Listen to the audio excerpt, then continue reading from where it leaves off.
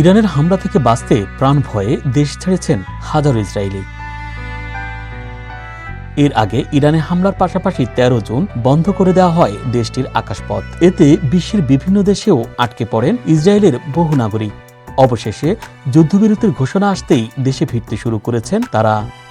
১৩ দিন বন্ধ থাকার পর বুধবার সকাল থেকে আবারও চালু হয়েছে ইসরায়েলের আকাশপথ। তাই তো রাজধানীর বেন গুরিয়ন বিমানবন্দর হয়ে দেশে ফিরতে শুরু করেছেন পার্শ্ববর্তী দেশে আশ্রয় নেওয়া এবং বিভিন্ন দেশে আটকে পড়া ইসরায়েলিরা।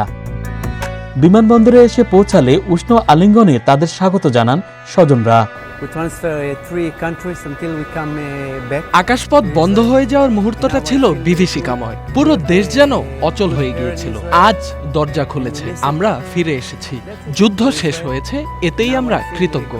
দেশে ফিরতে আমাদেরকে ৩টা দেশের চক্কর কাটতে হয়েছে। এখন মনে হচ্ছে প্রাণ ফিরে পেয়েছি। ইসরায়েলের মাটি আর হাওয়া বাতাসের অভাব টের পেয়েছিলাম। মনে হচ্ছে এবার ভালো কিছু হবে, শুধু আমাদের জন্য না, পুরো বিশ্বের জন্যই।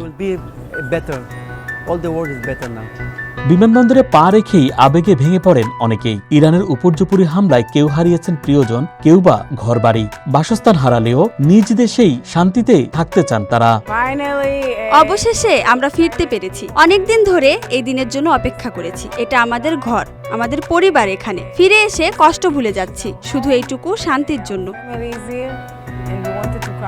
গত ১৩ জুন অপারেশন রাইজিং লায়ন নামে ইরানে সামরিক অভিযান শুরু করে ইসরায়েল। এরপরই বন্ধ করে দেওয়া হয় দেশটির আকাশপথ। এতে বিদেশে আটকা পড়েন ১ লাখেরও বেশি ইসরায়েলি নাগরিক। যুদ্ধবিরতির পর পুনরায় বিমানবন্দর চালুর ঘোষণা দেয় ইসরায়েল।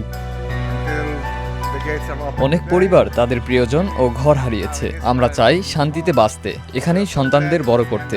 এটা আমাদের ঘর। আমরা বিশ্বাস করি আমাদের দেশেই শান্তি সম্ভব। Dhaka express desk report.